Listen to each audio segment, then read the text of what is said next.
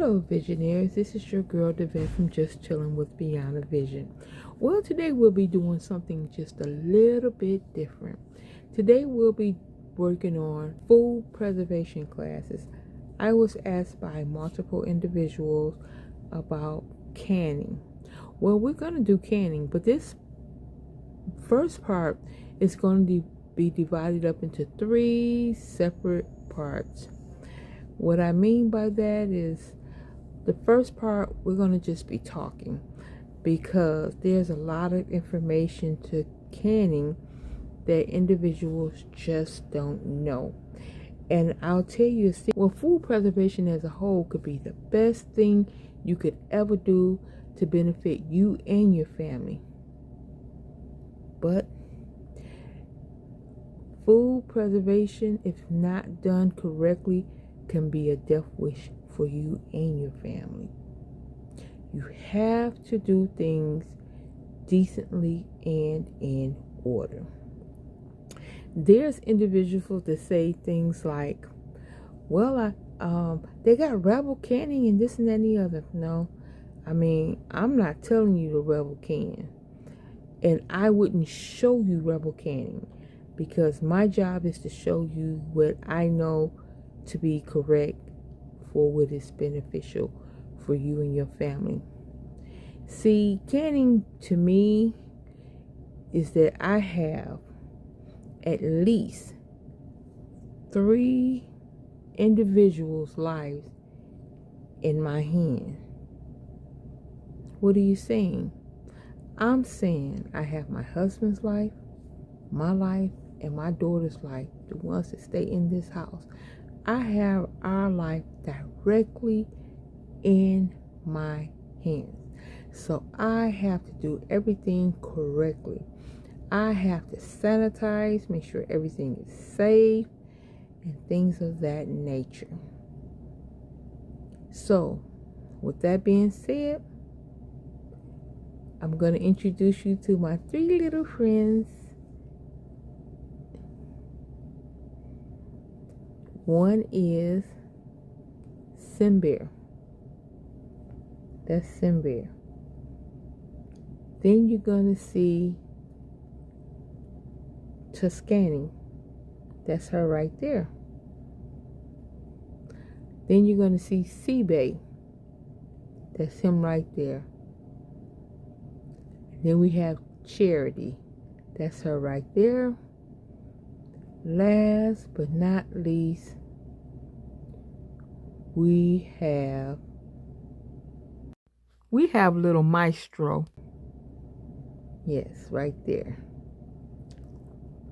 So, to go forward, they took the time out of their busy schedule and they asked me a bunch of questions. They watch me do it all the time. But they asked me some questions and I'm going to answer their questions. But on the real tip, I'm making light of it, but it's really serious. This is really serious. And I don't want to see anything happen to anyone. You know, what made me come up with this class, well, people were asking me, well, I want to learn how to can. I want to do this. I want to do that. I want to preserve food. And I have a problem with it. So I said the best thing to do is to do it online, which I am very comfortable doing what I do here, so that I can show people. But before you got to show somebody something, you got to let them know the ins and outs before, because of how crucial and important it is for them to know this before they even think about getting started. So one of the questions was, and this is mainly me answering questions right now, and if you feel like you have a question, please feel free to put it in the comments.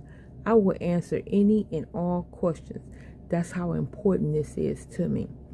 Also, I want to let you all know this first part with water bath canning is going to be a 3-part series. Okay, it's going to be a 3-part series. The first part, I'm going to be answering questions, talking to you, explaining it to you. The second part of it is going to be showing you the products, explaining everything to you. And the third part is we're going to do a water bath canning recipe process from start to finish. And we're going to do it together. And I haven't quite made up if it's going to be what the product is going to be yet, what I'm going to can. But whatever I'm going to water bath can, it's going to be something that is water bath cannable. And that I can open it up and I can show you the process and procedures of what I've done and the outcome of what it tastes like. I want to be able to do all that for you, because I wouldn't feel comfortable just telling you about it, letting you see me do it, and you don't see me eat it. So. But for beginners, one of the things I want you all to know, it is very important to sanitize. Yes, you have to have a clean workspace. You have to. Everything you use, everything, your cabinet space, your stove, cabinets, everything and anything must be clean. Me, myself, when I'm actually canning, if I'm cutting up meat, I wear gloves. I am a fanatic for gloves around here. I have gloves. I don't go out and buy aprons, because I have shirts that were my husband's, and I just made those into an apron, and made sure they were clean. And of course they're clean, but I have them in my office, and I just go grab one and I wear it. So you want to put something on your head. You want to have something on your hair, a scarf, something where you can make sure that the hair doesn't get into the food.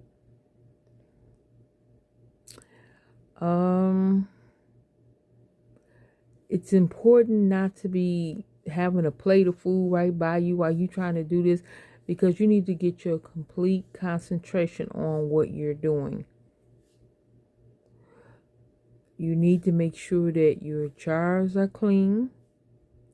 Everything you're going to use. And I'm just going to tell you about it today, and I'll go back and show you on the next video.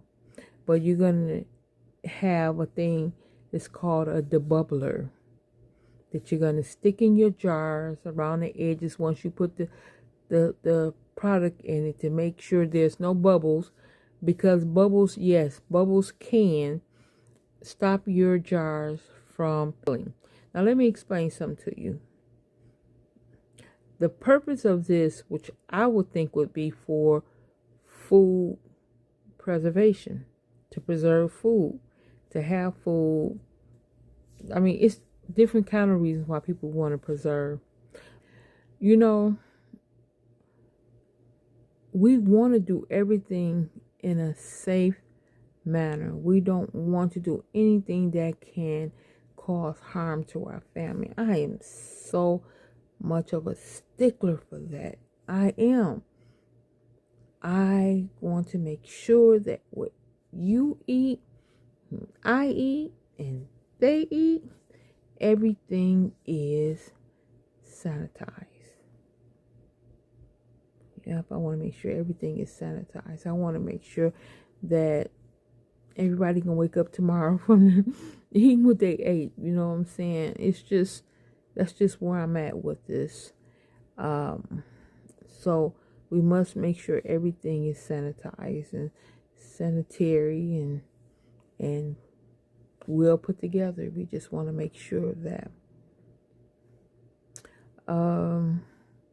Another thing of it is that we're going to learn on the next video about the jar sizes and what we use to actually water bath can in. There's be multiple things you can water bath can. You can also use a steamer. It's all the same basically.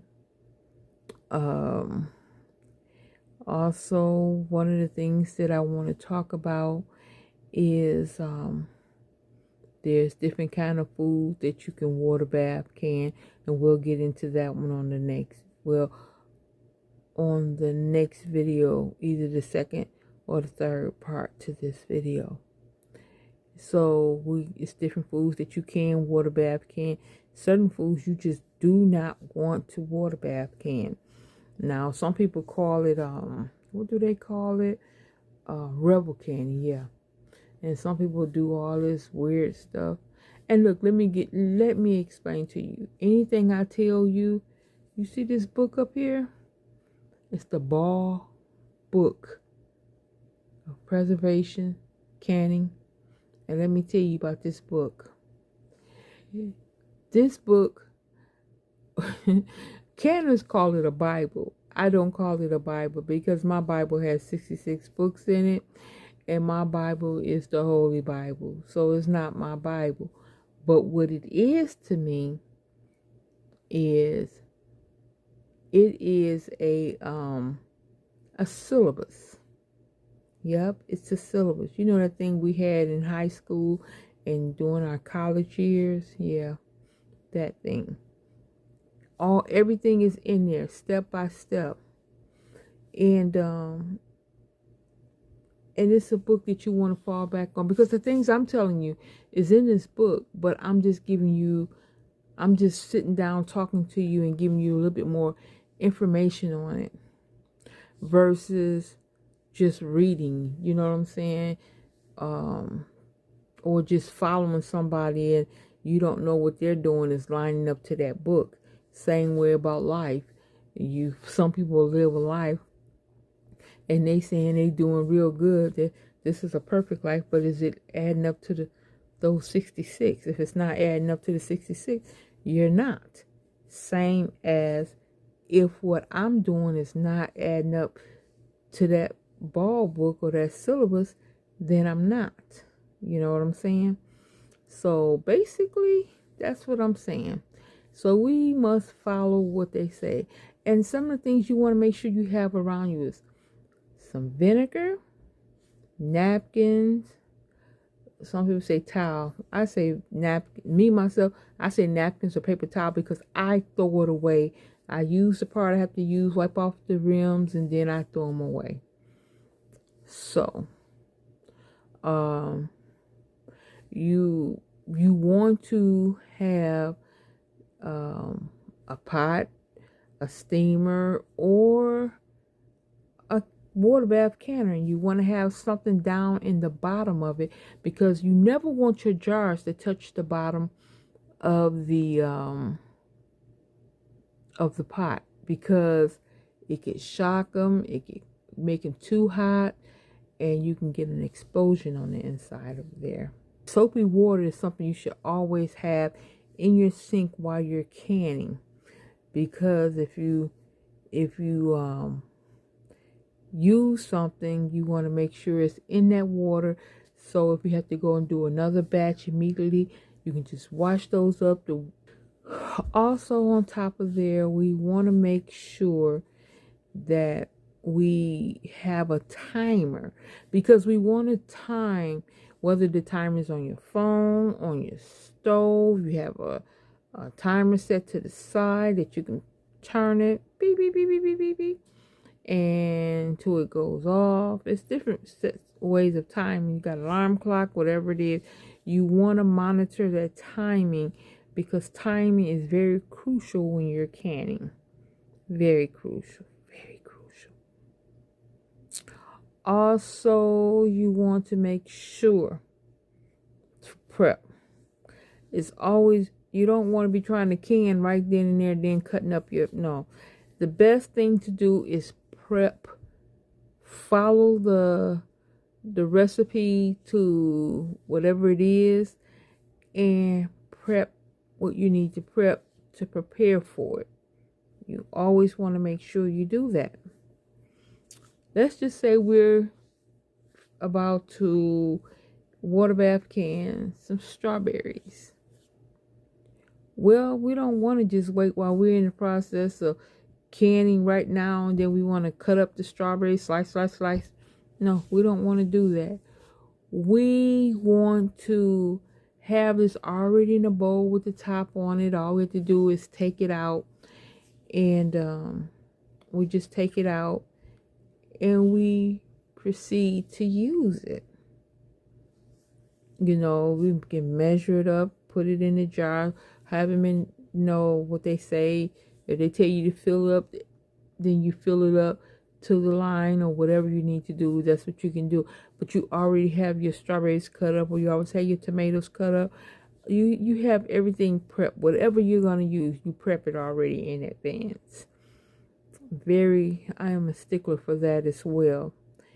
And you want to make sure that you have all your recipe items. If they say you need to have sugar, have your sugar sitting out to the side already with a covering on it. I do that when I bake cakes. I always, if my flour, my sugar, my butter, everything, my eggs, everything is sitting out with a top over it covered. So when it's time to utilize it, the order that it goes in, the butter and the sugar goes in the mixer first, get it whipped up or whatever, you know. And so you want to have everything sitting out prepared to do that. Now, you want to make sure that you have a kettle. Now that's a good, some people use a kettle. I don't have a kettle. I use a pot. My pot is clean and sterile. And I take that pot and put some hot water in it if I'm going to use hot water.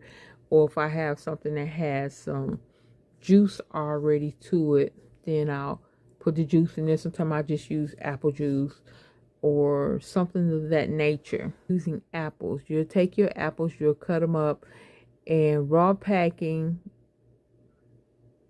and hot pack is two different things. To raw pack it is to just cut them up and, you know, have them in your bowl, and you just take them and put them in the jar. You put whatever your recipe seasons in there, whatever you're going to do, and you just put it in the jar. To hot pack something is a lot of times when you take it and you cook it ahead of time. Not really so much as cook it, you could blanch it or whatever it is that you're going to do, and you do it ahead of time. So when you do it ahead of time, it's warm when you're putting it in the jar. Your jars is warm and your water is warmed up. Cold pack, your jars are cool, your water is not on, and you putting things in the jars that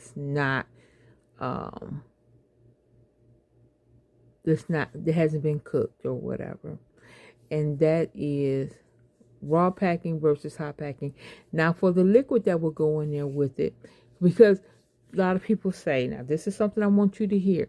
Some people say, well, we're not going to, they do potatoes. They say, well, potatoes taste better if you just put them straight in a jar, don't put any water in it, and you just put it in the jar. Let me explain something to you. This is what I've learned. Now, it could change, you know, because down the line, I'm sure things have changed when they said you can use water, you don't use water, you turn your jars up, you don't turn your jars up. Things change just like it changed when you're having a baby. When you have a baby, I remember out of 5 children I've had, when I had one, they said they drink water when they're born and don't give them formula right off. Next one say you don't give them no water at all. One of them, they give you glucose water for the baby. Next one, they say only sterilized water. So they've had, now then they, So with that being said, you just have to, that's why I said, read this book up here. Read the book. Go over the book. They have a website. Go to the website. There's a telephone number. All that information will be in this video. And throughout all the videos that I'll be doing, all that information will be here. You'll see it pop up every so often because I want you to have an understanding of what you need to do. I want you to be healthy. I want you to live. I want your family to live just like I want mine to live. And I'm going to follow what I need to follow. Because if I'm going to put something on my shelf and my family's going to come back to it, I want them to come back to something that's healthy. Now, another thing.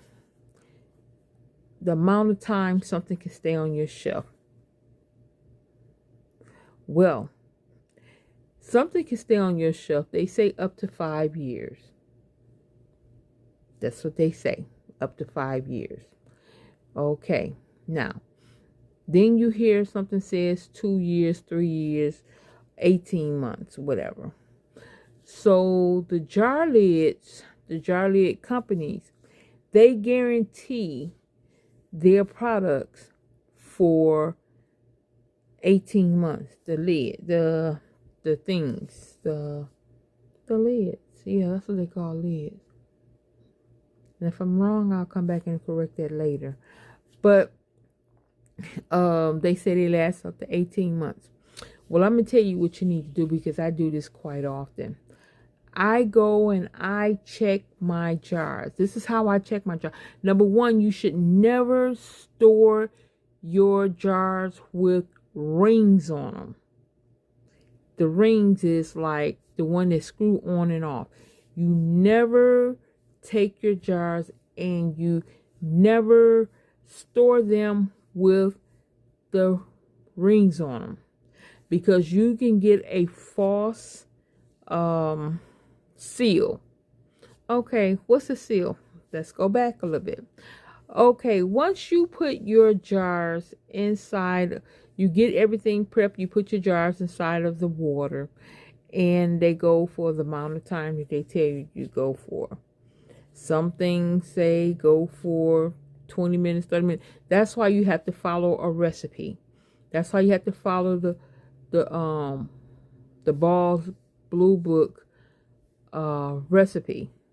You have to follow it. This book right here, and then there's a couple other books, but make sure they're something that from the extension, which we'll get into that as well too. But in any case, you want to cook your stuff for the designated amount of time. Okay, then they tell you to take it out of the pot and you're gonna sit it to the side. You're gonna hold on for a second, but things have to come to a roaring boil. I mean, roaring boil. I mean, bubbling like step back, because if it's not a top on it, the water can pop out and burn you. That kind of roaring boil, like it was, like it was when Jonah was in the water, yeah, and the ship was going back and forth, haywire, yeah, that part. So that water has to be at a roaring boil, and when it's doing that, that means you start counting 10 minutes from that time of the roaring boil. You don't just put the water, the stuff in there and then say, even if you're doing a raw pack, and I say the water doesn't have to be hot when you put it in there, you still have to wait till the water, the countdown time is when the water starts at a roaring boil. And then that's when you do a 10-minute count from that time, and then you take it from there. But it depends on your recipe, so it's all about the recipe. You're going to be able to you want to let it sit like 12 to 24 hours. Take it out with your jar grabber. Don't use your hand don't use your hand, please. Don't use your hand. You take it out with the, I'm going to show you on the next video what the jar grabber is. And you grab the jar and you're going to sit it to the side. But when you're sitting it to the side, you want to put it on a towel. I made some years ago, some things that you put out, like they like towels, but they're like mats. I might make some more. But you put those out and you put the jars on there. You don't want to sit the jars on anything cold when you're taking out of anything hot. Come on now. Let's make it make sense to you and to me. You're not going to do that because we're not going to blow up our jars. We're not going to do that. We're going to do everything in a safety manner. So you're going to take them out and you're going to sit them there. They're going to sit from 12 to 24 hours. Okay, so when you take them out of there, you're going to take the caps off, put them in some water, get ready to wash those off before you store them back up. Now, the lids, those little lids, and you're going to see what lids are tomorrow, who don't know.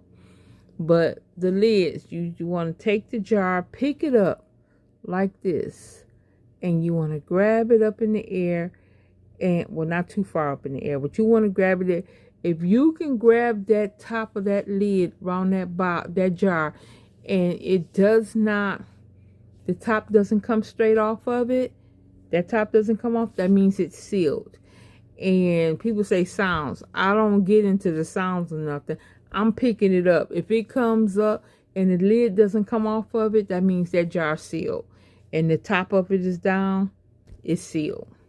So then if it's sealed, you can put it, you can take it and wash the jar. You always want to wash your jars before you put them up. Yes, the word was siphoning. The jars will siphon. The jars will be dirty and you need to wash them. You need to clean them before you put them on the shelf so you won't have any critter problem. So make sure you wash and clean your jars. Sanitation. You're asking for ants to come in and sup with you. Yeah, you want that ant to come in, and those ants to come in and sup with you if those jars are dirty when you put them up. Like you wash your dishes and you sanitize this and you sanitize that. You want those jars sanitized before they go on the shelf. You got to label them and date them, whatever it was, and you label it, you date it, you put it in the closet, cabinet, whatever you put in your stuff at. But, okay, here we go. You never want to sit. Well, you always want to take those rings off of there. You don't want to put rings back on there. Well, some people say, well, what if my ring, the jar, to make sure my lid falls seal on there because you didn't do it the correct way. And you never sit nothing on top of a jar lid. Never, never, never sit anything on top of a jar lid. That being said, because that seal could pop for some whatever reason, and the pressure on top of it can make it pop. So you want to make sure that you don't leave your jars there to pop.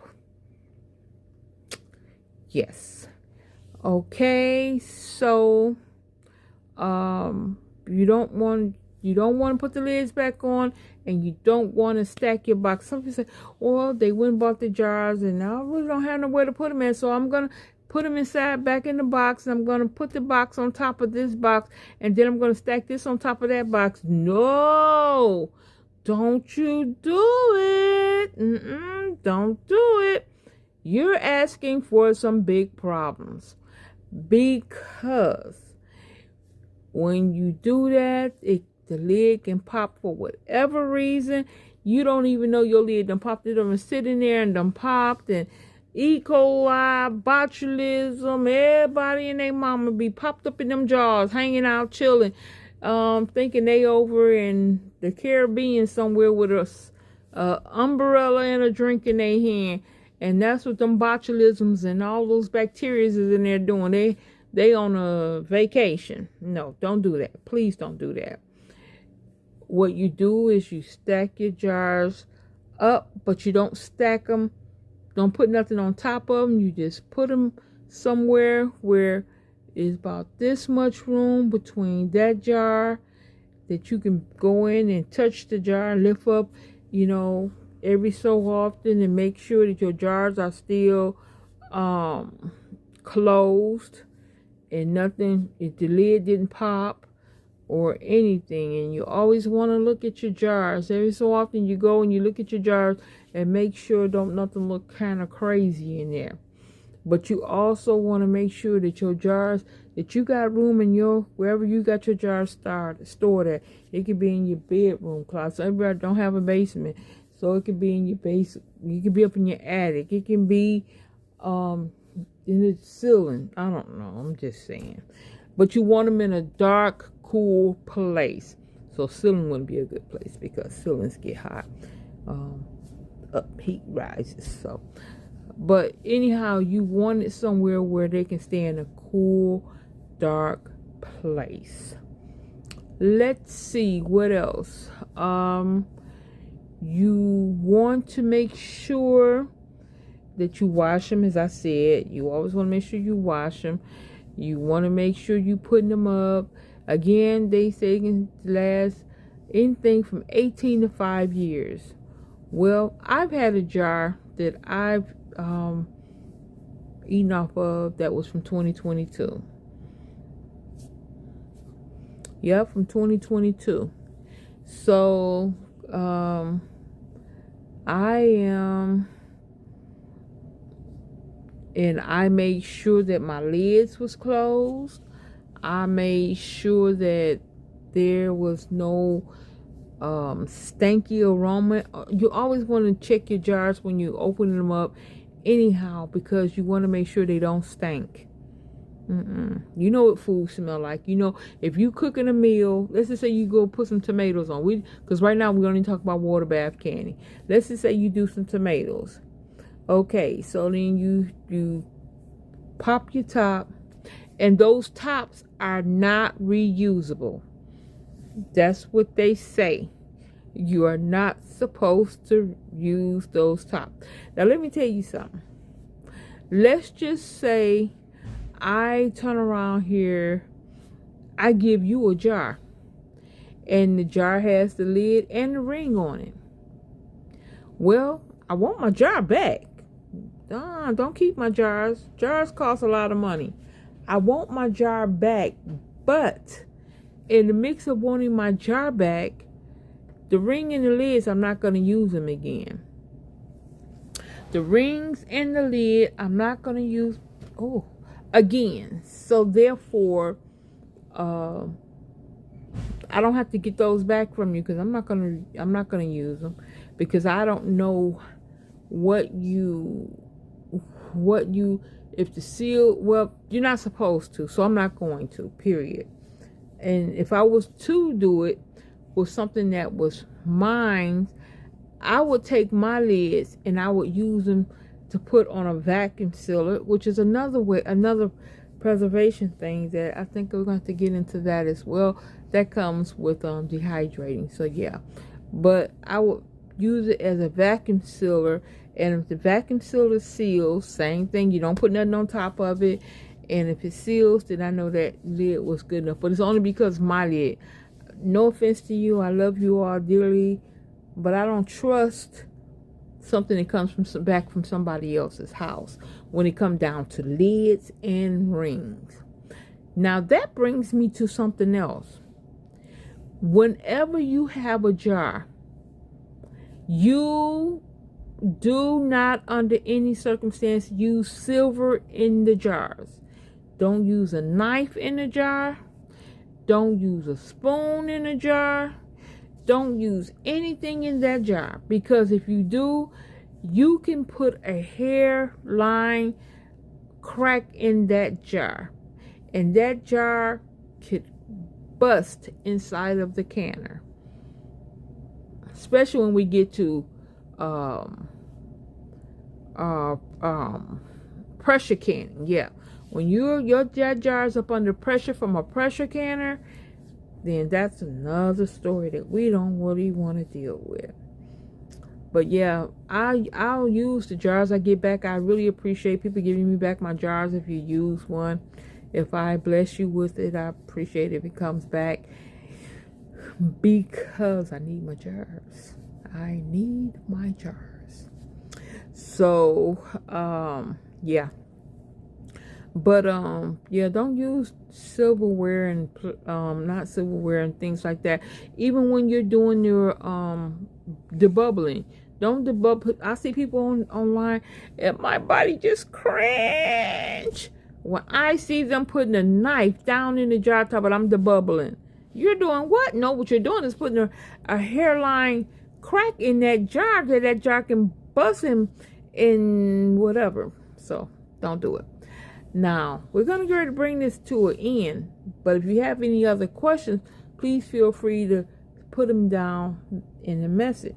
Now, I got one more thing I want to bring up to you, but, well, maybe just one, but I want to say something to you all. I am doing this class because I was asked to, because this is not an easy thing to do, I promise you. And I'm not really a speaker, especially not in front of a lot of people, but I'm not really a speaker. So with that being said,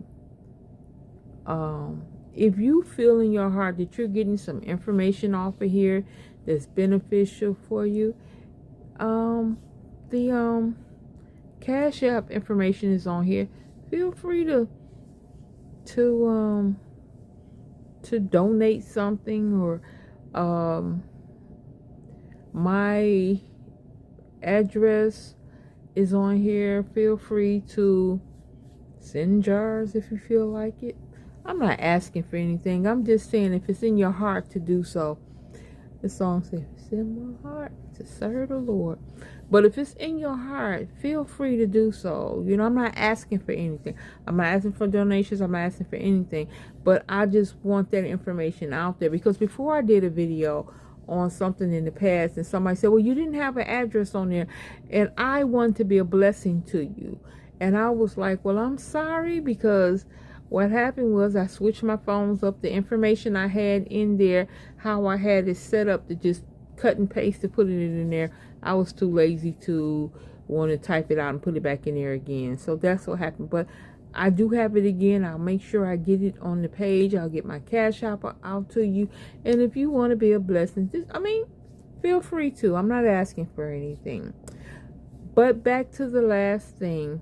And I just want to say, in advance, thank you all for being a part of this video and allowing me to speak into your life when it comes down to food preservation. You know, because when an elder dies, a library burns. So what I'm saying is, a lot of people take a lot of information with them to the grave, and people don't even, you could have been helping somebody else and they don't, because they don't talk. You don't follow the regimen of Sankofa, knowing where you're coming from in order to know where you're going.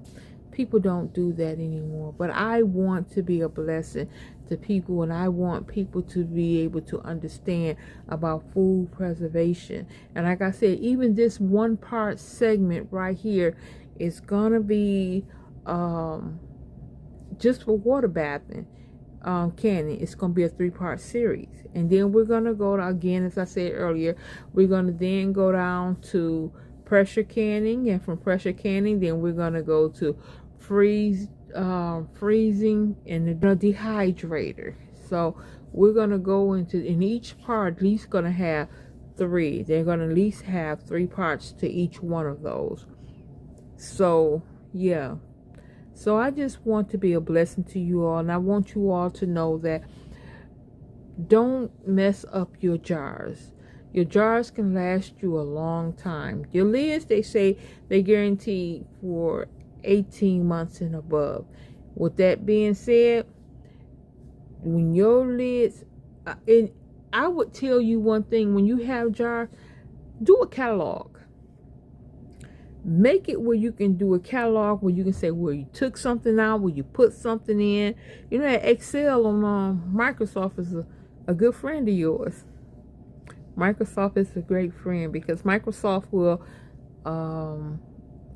Excel will help you to put your stuff in order and everything. So, and I tell you, you all have been a blessing to me, and I just thank people for asking me about this. And I sit back and said I was gonna do it. Now I am doing it. I love you all. You all have been great. Thank you for taking time to listen. Don't just let it go out the window, because it's a lot of great information in here. It's a lot of great information that you're gonna need. So with that being said, God bless you, and I love you. And don't forget about the ball book of recipes and about canning. Don't forget about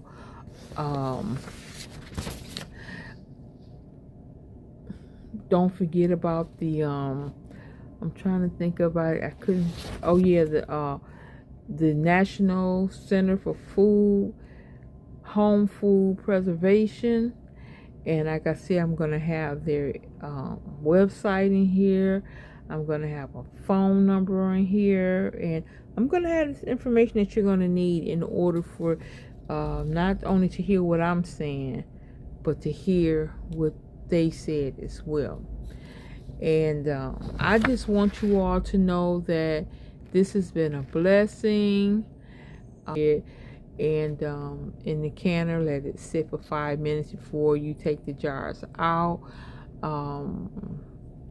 The jars have to, and everything that I'm talking to you about now, you're going to hear it again. You're going to hear it at least 3 times.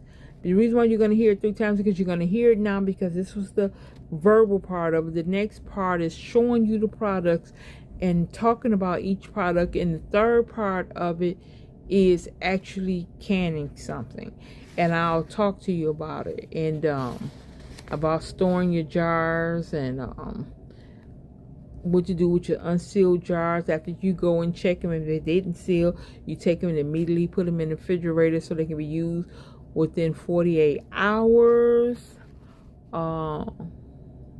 Within 48 hours. And so yeah, again, thank you for being a part of this video, and I have really enjoyed this video that was talking about food preservation.